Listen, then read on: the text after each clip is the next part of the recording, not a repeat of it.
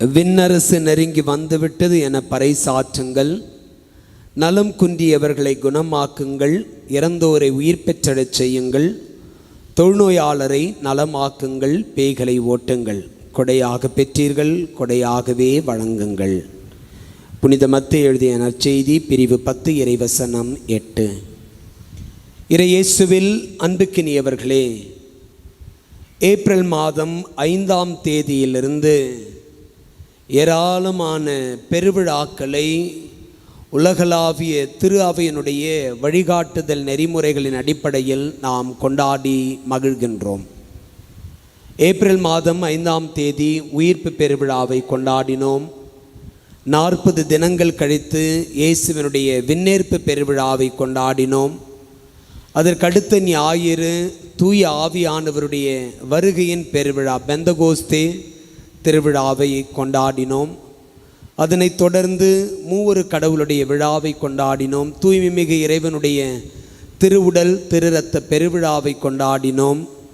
இயேசுவினுடைய தூய்மை மிகு திரு இதய பெருவிழாவை கொண்டாடினோம்.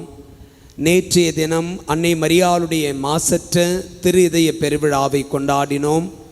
அதோடு சேர்த்து நம்முடைய திருத்தலத்தினுடைய பாதுகாவலரான புனித அந்தோனியாருடைய ஆண்டு பெருவிழாவை கொண்டாடி மகிழ்ந்த அன்புக்குரியவர்கள், தொடர்ந்து பெருவிழாக்களில் மகிழ்ந்து பயணித்த நமக்கு மீண்டும் திரு அவை ஆண்டின் பொது காலத்திற்குள் நுழைந்து இறைவனுடைய வார்த்தைகளை தியானிக்கவும் வாழ்வாக்கவும் நமக்கு அழைப்பு கொடுக்கிறது. இன்றைய இறைவார்த்தை வழிபாட்டின் ஒளியில் இன்றைய வாசகங்களின் பின்புலத்தில் 3 சிந்தனைகளை நம்முடைய தியான சிந்தனைகளாகவும் நம்முடைய வாழ்வியலுக்கான சிந்தனைகளாகவும் நாம் தியானிக்க முயற்சி செய்வோம். பேரன்புக்குரியவர்களே, இன்றைய முதல் வாசகம் விடுதலை பயண நூல் புத்தகத்திலிருந்து எடுக்கப்பட்ட பகுதி. இந்த பகுதியை நீங்கள் விவிலியத்தில் போய் வாசிக்கின்ற பொழுது அங்கு நமக்கு தரப்பட்டிருக்கின்ற தலைப்பு சீனாய் மலை அருகில் இஸ்ரேலர் என்று சொல்லி கொடுக்கப்பட்டிருக்கிறது.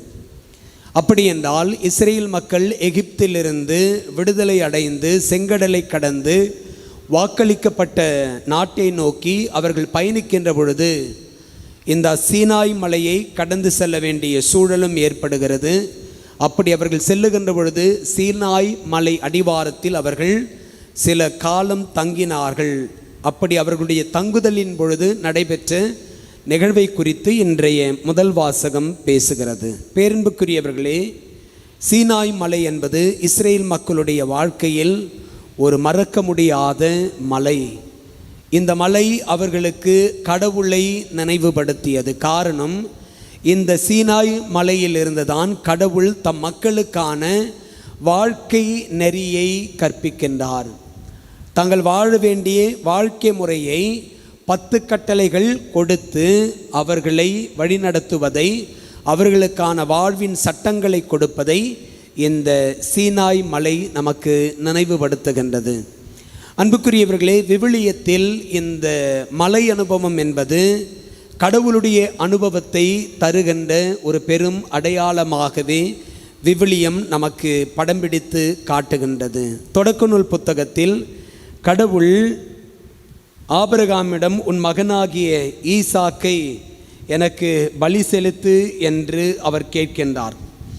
ஆண்டவர் ஆபிரகாமுக்கு அவருடைய முதிர்ந்த வயதில் ஒரு மகனை கொடுக்கின்றார். ஆனால் அந்த மகனையும் அவருக்கு பலியாக செலுத்துமாறு கடவுள் கேட்கின்ற பொழுது ஆபிரகாம் மறுப்பு ஏதும் தெரியாமல் மகனை அழைத்து கொண்டு அவனை பலியிட செல்லுகின்றார். அன்புக்குரியவர்களே, தொடக்க நூல் புத்தகம் 22ஆம் அதிகாரத்தில் இதை குறித்து நாம் வாசிக்கிறோம். அங்கு ஆபிரகாம் ஈசாக்கை அழைத்து கொண்டு பலி செலுத்துவதற்கான விறகுகளை ஏற்றி கொண்டு கடவுள் தமக்கு காட்டிய ஒரு மலைக்கு ஏறி செல்லுகின்றார். அங்கு அவர் ஈசாக்கை பலியிட முயற்சிக்கின்றார். ஆனால் கடவுள் அவரை தடுத்து ஆட்கொள்ளுகின்றார். கடவுள் மீதான மோயிசனுடைய நம்பிக்கையை கடவுள் வெகுவாக மெச்சுகிறார், பாராட்டுகின்றார், வியந்து போகின்றார். எனக்காக எதையும் செய்கின்ற ஒரு மனநிலை நான் தேர்ந்து கொண்ட ஆபிரகாமிடம் இருப்பது பெருத்த மகிழ்ச்சி என்று சொல்லி கடவுள் ஆபிரகாமை உச்சி முகர்ந்து கொண்டாடுகின்றார். அன்புக்குரியவர்களே, இங்கு ஆபிரகாம் ஈசாக்கை பலியிட முற்படுகின்ற பொழுது ஈசாக்கு தன் தந்தையிடம் கேட்கின்றார், அப்பா, எரிபலி செலுத்துவதற்கான மேடை இருக்கிறது, விறகு இருக்கிறது, ஆனால் பலிப்பொருள் எங்கே என்று கேட்கின்ற பொழுது ஆபிரகாம் சொல்லுகின்றார், கடவுளே பார்த்து கொள்வார் மகனே. தொடக்க நூல் புத்தகம் 22ஆம் அதிகாரம் 8வது இறைவசனத்தில் நாம் வாசிக்கிறோம். அதற்கு ஆபிரகாம், எரிபலிக்கான ஆட்டுக்குட்டியை பொறுத்த மட்டில் கடவுளே பார்த்து கொள்வார் மகனே என்றார். தொடர்ந்து அவர்கள் பயணிக்கின்றார்கள். அன்புக்குரியவர்களே, அந்த சம்பவத்தை படைக்கின்ற பொழுது இங்கு ஆபிரகாம் கடவுளுக்கு ஒரு பெயரிடுகின்றார். என்ன பெயர்? 14வது இறைவசனம். ஆபிரகாம் அந்த இடத்திற்கு யாவே இரே என்று பெயரிட்டார். ஆதலால் தான் மலையில் ஆண்டவர் பார்த்து கொள்வார் என்று இன்று வரை வழங்கி வருகிறது என்று இங்கு சொல்லப்படுகிறது. அன்புக்குரியவர்களே, விவிலிய மாந்தர்கள் பலருடைய வாழ்க்கையில் இந்த கடவுள் அனுபவம் எங்கு அவர்களுக்கு கிடைக்கிறது என்று சொன்னால் மலைகளில்தான் அவர்களுக்கு கிடைக்கிறது. காரணம், மலைகளை அவர்கள் கடவுளுடைய ஒரு இருப்பிடமாக கண்டார்கள். அது ஆபிரகாமாக இருக்கட்டும், அல்லது மோயிசனாக இருக்கட்டும், அல்லது எலியாவாக இருக்கட்டும், இயேசு கிறிஸ்துவாகவே இருக்கட்டுமே, இவர்களுடைய வாழ்வில் நடந்த பல அழகிய தருணங்கள் எல்லாம் மலையை பின்புலமாக கொண்டதாக இருக்கின்றது. அன்புக்குரியவர்களே, ஏன் இந்த மலையை குறித்து நான் பேசுகிறேன் அல்லது விவிலியத்தில் கொடுக்கப்பட்டிருக்கின்ற மலைகளை உங்களுக்கு மேற்கோள் காட்டுகிறேன் என்றால், இன்றைய முதல் வாசகத்தில் நாம் வாசிக்க கேட்டோம், மோசே கடவுளிடம் ஏறி சென்றார். மோசே கடவுளிடம் ஏறி சென்றார் என்றால், கடவுள் மோயிசனை சீனாய் மலை மீது ஏறி வரச் சொல்லுகின்றார். கடவுள் தம்மை மலை மீது ஏறி வரச் சொன்னதால் அந்த மலையில் கடவுள் இருக்கிறார் என்பதை மோயிசன் உணர்ந்து கொண்டார். எனவே அவர் மலை மீது ஏறி சென்றார். என் அன்புக்குரியவர்களே, தொடக்க நூல் புத்தகத்திலே யாக்கோபினுடைய கனவு என்று சொல்லி ஒன்றை நாம் வாசிக்கிறோம். யார் இந்த யாக்கோபு? ஈசாக்கினுடைய புதல்வர் தான் இந்த யாக்கோபு. யாக்கோபு பெத்தேலில் ஒரு கனவு காண்கின்றார். என்ன கனவு? தொடக்க நூல் புத்தகம் 28ஆம் அதிகாரத்தில் பெத்தேலில் யாக்கோபின் கனவு என்று சொல்லி இறைவசனம் 10 நாம் வாசிக்கிறோம். அந்த கனவிலே அவர் பயணம் மேற்கொள்ளுகின்றார். மாலை வேளை ஆகிவிடுகிறது. எனவே அவர் அந்த இடத்தில் அந்த இரவை கழிக்க விரும்புகின்றார். அந்த இடத்தினுடைய பெயர்தான் பெத்தேல் என்று சொல்லப்படுகிறது. அப்படி அவர் உறங்குகின்ற பொழுது அவர் ஒரு கனவினை காண்கின்றார். ஒரு பெரிய ஏணி, அந்த ஏணி மண்ணையும் விண்ணையும் தொடுவது போன்று இருக்கின்றது. அதில் ஆண்டவருடைய தூதர்கள் ஏறுவதையும் இறங்குவதையும் பார்க்கின்றார். அன்புக்குரியவர்களே, வார்த்தை சொல்லுகிறது. தொடக்க நூல் புத்தகம் 28ஆம் அதிகாரம் 13வது இறைவசனம் 12 நான் வாசிக்கிறோம். அப்போது அவன் கண்ட கனவு இதுவே: நிலத்தில் ஊன்றியிருந்த ஒரு ஏணியின் நுனி மேலே வானத்தை தொட்டுக்கொண்டு, ஏணியின் நுனி மேலே வானத்தை தொட்டுக்கொண்டு இருந்தது. அதில் கடவுளின் தூதர் ஏறுவதும் இறங்குவதுமாயிருந்தனர். ஆண்டவர் அதற்கு மேல் நின்று கொண்டு, ஆண்டவர் அதற்கு மேல் நின்று கொண்டு. அன்புக்குரியவர்களே, இன்றைய முதல் வாசகத்தில் கடவுள் மோயிசனை தம்மிடம் அழைத்தார். எனவே மோயிசன் சீனாய் மலை மீது ஏறி கடவுளிடம் சென்றார் என்று வாசிக்கின்றோம். அந்த மலையில் கடவுள் இருந்தார். அன்புக்குரியவர்களே, பெத்தேலில் யாக்கோபினுடைய கனவில் அந்த ஏணியில் மேல் கடவுள் நின்று கொண்டிருந்தார் என்று சொல்லப்படுகிறது. அன்புக்குரியவர்களே, விவிலியத்தில் நாம் வாசிக்கிறோம், இங்கு கடவுளை அவர்கள் மலைகளின் கடவுள் என்றே குறிப்பிடுகின்றார்கள். பேரன்புக்குரியவர்களே, ஆண்டவர் தாமே குறிப்பிடுகின்றார், நாம் மலைகளின் கடவுள் என்பதை நீங்கள் அறிந்து கொள்ளுங்கள் என்று சொல்லி ஆண்டவர் சொல்லுவதை விவிலியம் நமக்கு மறவாமல் பதிவு செய்கின்றது. பேரன்புக்குரியவர்களே, அதன் அடிப்படையில் இன்றைய முதல் வாசகத்தில் நாம் வாசிக்க கேட்டோம், மோசே கடவுளிடம் ஏறி சென்றார் என்று சொல்லி நாம் வாசிக்க கேட்டோம். பேரன்புக்குரியவர்களே, எலியாவும் பாகால் தெய்வத்தை வழிபட்ட இறைவாக்கினர்களும் இந்த கர்மேல் மலையில் ஒரு மிகப்பெரிய செயலை எலியா இறைவாக்கினர் முன்னெடுக்கின்றார். பாகால் தெய்வத்தை வழிபட்டவர்கள் பாகால் தான் உண்மையான கடவுள் என்று சொல்லுகின்றார்கள். ஆனால் எலியா சொல்லுகின்றார், அவர் உண்மையான கடவுள் அல்ல, மாறாக நான் வழிபடுகின்ற கடவுளே உண்மையான கடவுள். அந்த கடவுள் இந்த மலையில் வசிக்கிறார் என்பதை அவர்களுக்கு வெளிப்படுத்துகின்றார். எனவே தான் நாம் வாசிக்கின்றோம் 1 அரசர்கள் புத்தகம் 20ஆம் அதிகாரம் 23வது இறைவசனத்தில் நாம் இங்கு வாசிக்கிறோம், இஸ்ரேலின் கடவுள் மலைகளின் கடவுள், இஸ்ரேலின் கடவுள் மலைகளின் கடவுள் என்று சொல்லி இங்கு ஆண்டவருடைய வசனம் சொல்லுகிறது. மோயிசன் சீனாய் மலை மேல் ஏறி கடவுளிடம் சென்றார் என்றால் மோயிசன் இதை உணர்ந்திருந்தார், கடவுள் இந்த மலையில் இருக்கிறார் என்று சொல்லி. அதே போன்றுதான் கர்மேல் மலையில் கடவுள் இருக்கிறார் என்பதை எலியா அறிந்து கொண்டார்.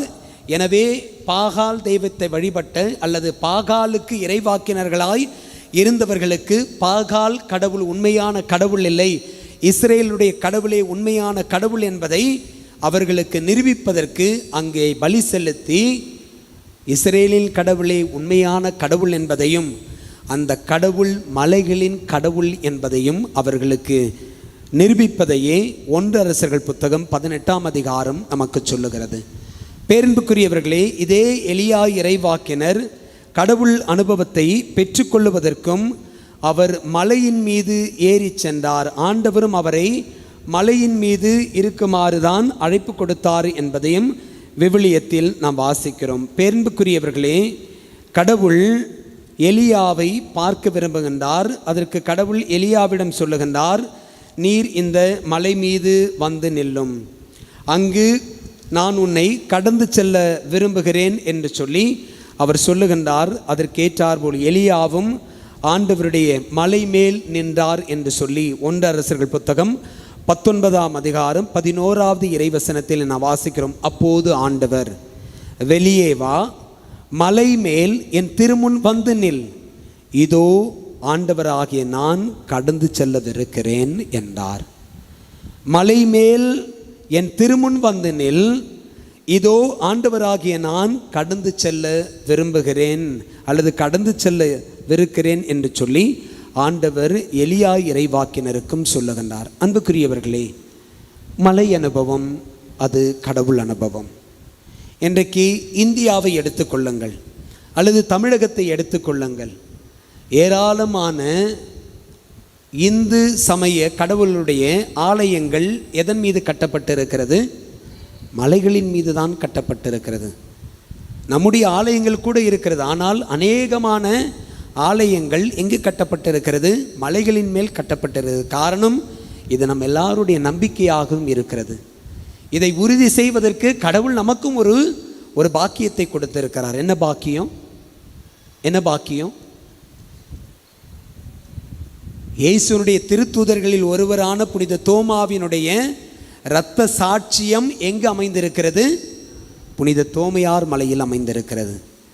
நம்முடைய சென்னையினுடைய கடல் மட்டத்திலிருந்து 300 அடி உயரத்தில் இருக்கின்ற சென்னையினுடைய ஒரு ஒற்றை அடையாளம் மிக உயர்ந்த இடம் புனித தோமையார் மலை. இந்த மலையில் புனித தோமா தன்னுடைய இரத்தத்தை சிந்தி கடவுளுக்கான சாட்சியாக மடிந்தார். கடவுள் அவருடைய ஜெபத்தை அந்த மலையில் கேட்டார். அவர் அங்கிருந்து ஏராளமான மக்களுக்கு நற்செய்தியை அறிவித்தார் என்பது இன்றளவும் நமக்கு இருக்கின்ற வரலாற்று சான்று. என் அன்புக்குரியவர்களே, நாமும் இந்த கடவுள் அனுபவத்தை பெற்றுக்கொள்ள ஆசை கொள்ள வேண்டும். இன்றைக்கு நம்மில் நிலை பேர் நினைக்கலாம், ஃபாதர், மலைகளுக்கு போனால் தான் கடவுளை பார்க்க முடியுமா? அது ஒரு அனுபவம். ஆனால் இந்த மலைக்கு நாம் ஏறி வந்தால் கடவுளை பார்க்கலாம் என்பது என்னால் உறுதியாக உங்களுக்கு சொல்ல முடியும். அது என்ன ஃபாதர், பீடத்தை தட்டி இந்த மலைன்றீங்க? இதுதாங்க கல்வாரி மலை. இந்த மலை ஏறி வருவதற்கு நம்முடைய திருத்தலம் அப்படி அமைக்கப்பட்டிருக்கிறது. நீங்கள் படிக்கட்டு மேலே ஏறி வந்தால் தான் இந்த பீடத்தை பார்க்க முடியும். அப்போ இந்த திருப்பீடம் கல்வாரி மலையின் நினைவாக நமக்கு கத்தோலிக்க திரு அவை கொடுத்திருக்கின்ற ஒன்று. இங்கு கடவுளுடைய வார்த்தை அறிவிக்கப்படுகிறது. இங்கு இயேசு உயர்த்தப்படுகின்றார், இயேசுனுடைய ரத்தம் உயர்த்தப்படுகிறது, கடவுள் தன்னை வெளிப்படுத்துகின்றார். எப்படி மோயிசன் மலை மீது ஏறி கடவுளை காண சென்றாரோ, நாமும் இந்த படிக்கட்டுக்கள் மீது ஏறி வந்து இந்த கடவுளை காண ஆசை கொள்ள வேண்டும். இப்ப கடவுளை காண்பதற்கு நமக்கு கடவுள் கொடுத்திருக்கிற ஒரு மாபெரும் ஆசீர்வாதம் திருப்பலி. எனவே தான் திருத்தந்தை கிரகோரி சொல்லுவார், பூசை பலி போல் பாக்கிய செல்வம் புவியில் இல்லையே, பொன்னிரம்ப உலகம் கொள்ள முடியாத அளவுக்கு நாம் பொன் கொடுத்தாலும் அதற்கு இணையில்லையே என்று சொல்லி பாடுகின்றார். Praise the lord, praise the lord. என் அன்புக்குரியவர்களே, நம்முடைய கடவுள் மலைகளின் கடவுள். இந்த கடவுள் நம்மை காண ஆசை கொள்ளுகின்றார். இன்னைக்கு பாருங்க, இன்னைக்கு முதல் வாசகத்தில் இஸ்ரேல் மக்களை சொந்தம் கொண்டாடுகின்றார். என்ன சொல்லுகின்றார்? நீங்கள் என் வார்த்தைகளுக்கு, அதாவது மோயிசனை அழைத்து மோயிசனிடம் சொல்லி, நீ போய் யாக்கோபினுடைய குடும்பத்தாருக்கு, இஸ்ரேல் மக்களுக்கு நீ போய் சொல். என்ன சொல்லு? நீங்கள் என் வார்த்தைக்கு செவி சாய்த்து என் உடன்படிக்கையை கடைபிடித்தால். என்ன உடன்படிக்கை? கடவுள் இஸ்ரேல் மக்களோடு ஒரு உடன்படிக்கை ஏற்படுத்தி கொள்கிறார். நான் உங்களுக்கு கடவுளாயிருப்பேன், நீங்கள் என் மக்களாயிருப்பீர்கள். இதுதான் கடவுள் அவர்களோடு ஏற்படுத்தி கொண்ட கவர்னன்ட், உடன்படிக்கை. அதை நினைவுபடுத்துகின்றார். என்ன சொல்லுகின்றார்? நீங்கள் என் வார்த்தைக்கு செவிசாய்த்து என் உடன்படிக்கையை கடைபிடித்தால் அனைத்துலகும் என் உடைமையே ஆயினும், even if the whole world is mine, அவர் சொல்லுகின்றார், நீங்களே எல்லா மக்கள் இல்லங்களிலும் என் தனி சொத்தாவீர்கள். மேலும் எனக்கு நீங்கள் குருத்துவ அரசராகவும் தூய மக்களினவாகவும் இருப்பீர்கள். Look at the promise God gave to the Israelites. அதனால தாங்க இந்த யூதர்கள் இன்றளவும் இயேசுவை ஏற்றுக்கொள்ளவில்லை. இயேசுவை அவர்கள் கடவுளாகவே பார்க்கவில்லை. எனவே தான் இன்றளவும் அவர்கள் மெசியாவே வாரும், மெசியாவே வாரும் என்று சொல்லி அந்த அழுகையின் சுவற்றின் அருகே சென்று முட்டிக்கொண்டு ஜெபிக்கின்றார்கள். இயேசு அவர்களோடு இருந்தார், கடவுள் அவர்களோடு இருந்தார் என்பதை அவர்கள் ஏற்றுக்கொள்ளவில்லை. நான் சொல்ல, விவிலியம் சொல்லுகிறது. யோவான் நற்செய்தி 1ஆம் அதிகாரத்தில் என வாசிக்கிறோம். அங்கு திருத்தூதர் யோவான் மிக அழகாக சொல்லுகின்றார், தொடக்கத்தில் வாக்கு இருந்தது, வாக்கு கடவுளோடு இருந்தது, அது கடவுளாயும் இருந்தது, அனைத்தும் அவருக்கென்றே உண்டாயின, உண்டானது எதுவும் அவரால் அன்றி உண்டாகவில்லை, அவரிடம் வாழ்வு இருந்தது, அவ்வாழ்வு மனிதருக்கு ஒளியாயிருந்தது, அந்த ஒளி இருளில் ஒளிர்ந்தது. வாசித்துட்டே வரும்பொழுது அங்கு நமக்கு சொல்லப்படுது பாருங்க, 11வது இறைவசனம், அவர் தமக்குரியவர்களிடம் வந்தார், அவருக்கு உரியவர்கள் அவரை ஏற்றுக்கொள்ளவில்லை. அதனால தான் அவர்கள் இயேசுவை ஏற்றுக்கொள்ளவில்லை. ஆனால் கடவுள் என்ன சொல்றார்? உலகம் அனைத்தும் எனதெனினும் நீங்களே என் தனி சொத்தாவீர்கள். You belong to me, you are my property. பவுலடியார் சொல்றார்ல, நாம் கிறிஸ்துவுக்குரியவர்கள், கிறிஸ்து கடவுளுக்குரியவர்கள், விண்ணகமே நம் தாய்நாடு என்று சொல்லுகின்றார். Praise the lord, praise the lord. என் அன்புக்குரியவர்களே, நாம் கடவுளை காண்பதற்கும் கடவுளுடைய வாக்குறுதிகளை பெற்றுக்கொள்வதற்கும் கடவுளுடைய மக்களாக தனிச்சொத்தாக மாறுவதற்கும் கடவுள் என்று நமக்கான அழைப்பை கொடுக்கின்றார். பாருங்க, இதே வார்த்தைகள் விடுதலை பயனுள்ள புத்தகம் 19ஆம் அதிகாரத்தில் தரப்பட்டிருக்கின்ற இதே வார்த்தைகளை இயேசு தன் மீது நம்பிக்கை கொள்ளுபவர்களை பார்த்து அவர் சொல்லுகின்றார். பழைய ஏற்பாட்டில் கடவுள் இஸ்ரேல் மக்களை பார்த்து சொன்னார். என்ன சொன்னார்? எல்லா மக்களினங்களிலும் நீங்கள் என் தனி சொத்தாவீர்கள், நீங்கள் குருத்துவ அரசராகவும் தூய மக்களினமாகவும் இருப்பீர்கள் என்று யாவே கடவுள் இஸ்ரேல் மக்களை பார்த்து சொன்னார். புதிய இஸ்ரேல் மக்கள் யாரு? அவங்க பாலஸ்தீனில் இருக்காங்க ஃபாதர், இஸ்ரேலில் இருக்காங்க ஃபாதர். யாரு? நீங்களும் நானும் தான். திருமுழுக்கின் வழியாய் இயேசுவினுடைய மக்களாக்கப்பட்டிருக்கிறோம். அன்புக்குரியவர்களை நம்மை பார்த்து சொல்லுகின்றார். 1 பேதுரு 2ஆம் அதிகாரம் 9வது இறைவசனம், நீங்கள் தேர்ந்தெடுக்கப்பட்ட வழிமரபினர், அரச குருக்களின் கூட்டத்தினர், தூய மக்களினத்தினர், அவரது உரிமை சொத்தான மக்கள். Price the lord, praise the Lord. இன்னைக்கு பாருங்க, கடவுள் நம்மை பார்த்து சொல்லுகின்றார், நீங்கள் தேர்ந்தெடுக்கப்பட்ட வழிமரபினர், நீங்கள் அரச குருத்துவ கூட்டத்தினர், தூய மக்களினத்தினர், எனது உரிமை சொத்தான மக்கள் என்று சொல்லி கடவுள் நம்மை சொந்தம் கொண்டாடுகின்றார். அன்புக்குரியவர்களே, கடவுளுக்கு நன்றி சொல்லுவோம். He celebrates us. God celebrates us. கடவுள் நம்மை கொண்டாடுகிறார். என் மகன், என் மகள், என் குடும்பத்தார் என்று சொல்லி கடவுள் நம் ஒவ்வொருவரையும் கொண்டாடுகின்றார். கடவுள் நம் ஒவ்வொருவரையும் தம் சொந்த மகன் என, மகள் என, குடும்பம் என பார்க்கின்றார். கடவுளுக்கு நன்றி சொல்லுவோம். இந்த கடவுள் நம்மையும் பார்த்து சொல்லுகின்றார், இந்த உலகமே எனதெனினும் you are special to me. அதனால தான் கடவுள் சொல்கிறார்ல, உன்னை பெயர் சொல்லி அழைத்தேன், உள்ளங்கைகளில் உன் பெயரை நான் பொறித்து வைத்துள்ளேன். எழுதி வைக்கல, செதுக்கி வச்சிருக்கார். He has carved our name in his palms, which means we belong to him. God celebrates. Let us feel proud that we belong to God. நாம் கடவுளை சார்ந்தவர்கள், கடவுளுடைய மக்கள், கடவுளுடைய பிள்ளைகள் என்பதில் நாம் பெருமகிழ்ச்சி கொள்வோம். அன்புக்குரியவர்களே, முதன்மை செய்தி, இன்றைய இரண்டாவது செய்தி புனித பவுலடியார் ரோமேயருக்கு எழுதிய திருமுகத்திலிருந்து. பவுலடியார் சொல்லுகின்றார், இயேசு கிறிஸ்து நமக்காக தம் உயிரை கொடுத்தார். அதுவும் எப்பொழுது கொடுத்தார்? குறித்த காலம் வந்த பொழுது. அந்த காலம் எப்பேற்பட்ட காலமாக இருந்தது? நாம் பாவிகளாயிருந்த காலம். நாம் பாவிகளாயிருந்த காலம். பவுலடியார் சொல்லுகிறார், ஒருத்தர் நல்லவன் அப்படின்றதுக்காக அவனுக்காக ஒருத்தன் உயிரை கொடுத்தா கூட பரவாயில்லப்பா.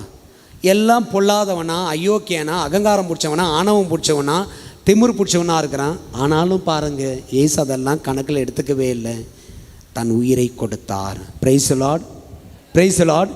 என் அன்புக்குரியவர்களை, வார்த்தை சொல்லுகிறது, கிறிஸ்து நமக்காக தம் உயிரை கொடுத்தார். So every time we should say, Jesus died for me. We should never say he died for us.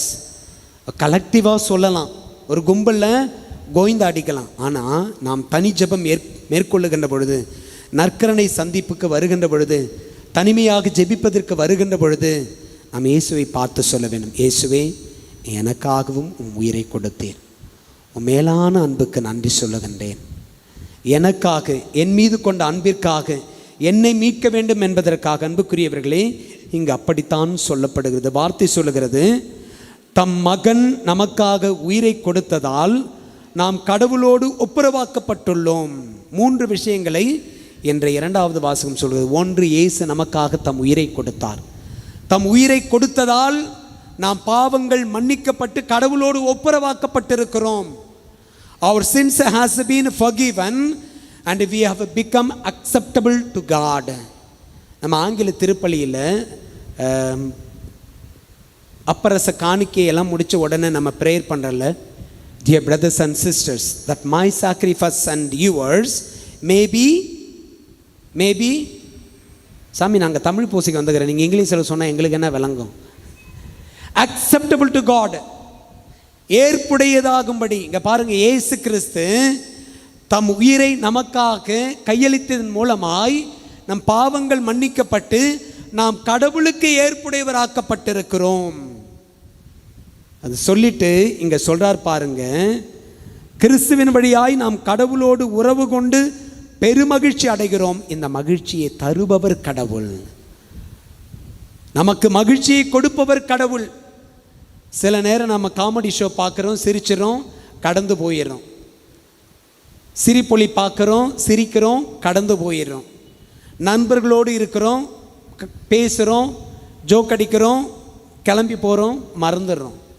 So all these happiness are momentary, கடந்து போகின்ற மேகங்கள் போன்றவை அந்த மகிழ்ச்சிகள். ஆனால் உண்மையான மகிழ்ச்சியை, நிலையான மகிழ்ச்சியை, நிரந்தரமான மகிழ்ச்சியை நமக்கு தருகின்றவர் கடவுள். எனவே நாம் கடவுளுக்கு நன்றி சொல்லுவோம், கடவுளில் நாம் மகிழ்வோம். இயேசு கிறிஸ்து கூட சொல்றார், என் மகிழ்ச்சி உங்களுள் இருக்கவும் உங்கள் மகிழ்ச்சி நிறைவு பெறவுமே இதை நான் உங்களிடம் சொல்லுகின்றேன். இயேசு சொல்றார்ல சீடர்களை பார்த்து, என் அமைதி உங்களுக்கு விட்டு செல்லுகிறேன். உலகம் தர முடியாத அமைதி. அதுதான் ஒவ்வொரு நாளும் திருப்பலியில் நாம் ஜெபிக்கிறோம். ஒருவருக்கொருவர் ஆண்டவர் தருகின்ற அமைதியை பகிர்ந்து கொள்ளுங்கள் என்பதற்கு முன்னதான ஜெபம் இயேசு தம்முடைய சீடர்களுக்கு சொன்ன அந்த அமைதியின் ஜெபம். அன்புக்குரியவர்களே, இன்றைய இயேசு அமைதியை போன்று மகிழ்ச்சியையும் நான் உங்களுக்கு தருகிறேன். அதனால்தான் இயேசு சொல்கிறார் யோவான் நற்செய்தியில் 10ஆம் அதிகாரத்தில், என் அன்பில் நிலைத்திருங்கள், என் அன்பில் நிலைத்திருங்கள். இன்னைக்கு இயேசு சொல்கிறார், என் மகிழ்ச்சியில் நீங்கள் நிலைத்திருங்கள், என் மகிழ்ச்சியை கொண்டாடுங்கள், என் மகிழ்ச்சியை நீங்கள் எடுத்துக்கொள்ளுங்கள், நான் உங்களில் மகிழ்கிறேன் என்று இயேசு நமக்கு சொல்கிறார். அதனால தான் இன்றைக்கி திருப்பாடல்கள் நமக்கு ரொம்ப அழகான திருப்பாடல்கள் 100. அங்கே என்ன சொல்லப்படுகிறது? நாம் அவர் மக்கள், அவர் மேய்க்கும் ஆடுகள். Price the lord, praise the Lord. நாம் அவர் மக்கள், நாம் கடவுளுடைய மக்கள் என்பதால் கடவுள் நம்மில் மகிழ்கிறார். அந்த மகிழ்ச்சியை நமக்கும் கொடுக்கின்றார். கடவுள் தருகின்ற மகிழ்ச்சி நிலையான மகிழ்ச்சி, நிரந்தரமான மகிழ்ச்சி. அதை கடவுளால் மட்டும்தான் தர முடியும். அந்த மகிழ்ச்சி எது? ஒரு நிறைவாழ்வு, ஒரு அமைதியான சூழல். அன்புக்குரியவர்களே, கடவுள் இன்று நமக்கு தருகின்ற 2வது செய்தி, தம் மகன் வழியாய் நம்மை அன்பு செய்தார் என்பதை தம் மகனுடைய தற்கை அளிப்பு. வாட் இஸ் தட் தற்கை அளிப்பு? இயேசு தம்மையே நமக்காக பலியாக சிலுவையில் ஒப்பு கொடுத்தது தான் தற்கை அளிப்பு, செல்ஃப் சாக்ரிஃபைஸ். அதை கொடுத்து நம் பாவங்களை மன்னித்து நம்மை கடவுளோடு ஒப்புரவாக்கியிருக்கிறார். இதனால் நாம் கடவுளோடு உறவு கொண்டு கடவுளின் மகிழ்ச்சியில் நாம் பங்கேற்கிறோம். இந்த மகிழ்ச்சியை தருகின்றவர் கடவுள். கடவுளுக்கு நன்றி சொல்லுவோம். அன்புக்குரியவர்களை, 3வதாக இன்றைய நற்செய்தியிலிருந்து இயேசு தம் சீடர்களை அழைப்பதையும் அவர்களுக்கு கொடுக்கின்ற பணியை குறித்தும் இன்றைய நற்செய்தி பேசுகிறது. இந்த நற்செய்தியினுடைய தொடக்கத்தை நீங்கள் மார்க்கு நற்செய்தி 3ஆம் அதிகாரம் 16வது இறைவசனத்தில் போய் வாசித்து பாருங்கள். அங்கும் சீடர்களுடைய அழைப்பை குறித்து, சீடர்களுடைய தேர்வை குறித்து தான் மார்க்கு நற்செய்தியாளர் பதிவு செய்கின்றார். அன்புக்குரியவர்களே, இன்றைய நற்செய்தியிலே நாம் வாசிக்க கேட்டோம், இயேசு தம் சீடர் 12 பாருங்க தம்மிடம் வரவழைத்தார். தீ ஆவிகளை ஓட்டவும் நோய் நொடிகளை குணமாக்கவும் அவர்களுக்கு அதிகாரம் அளித்தார். 2 விஷயங்களை தான் மத்தேயு நற்செய்தியாளர் சொல்கிறார். ஆனால் மார்க்கு நற்செய்தியாளர் என்ன சொல்லுகின்றார்?